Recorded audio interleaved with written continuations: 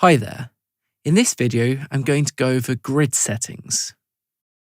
So if you open up the MIDI note editor by double-clicking on a clip, then right-click on the MIDI note editor and go down to this section here, we'll be able to see adaptive grid and fixed grid with a number of different options. At the moment, we're using an adaptive grid setting, narrow. This is the default. So, if you notice, as we zoom right in, we get finer increments where we can snap notes to the grid. If I zoom back out again, we'll see there we have less and less increments. So right now, this is the smallest note I can draw in, but if I zoom in on that, I can actually split it up over 16 times. So this can be useful, as when you're writing in MIDI, you can make finer adjustments to note positioning.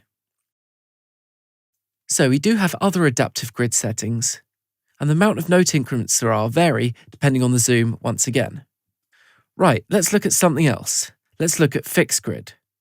If I select 1/32nd note on the fixed grid, no matter how much we're zoomed, we're always going to have the options to draw in notes in very fine increments, no matter how much we zoom.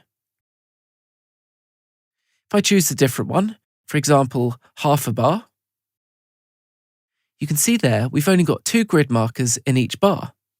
So if I double click for a note here, it's going to make a note that is half bar in length. Now if I show you another example, quarter note, then we can draw in 4 notes in each bar. Again, it doesn't matter how much we zoom in, that is the finest increment we have. You can position notes to be in different points. However, it won't snap into the right position like it would if it was on a finer increment. See now, we can have each note snap perfectly to 1/8 of a bar.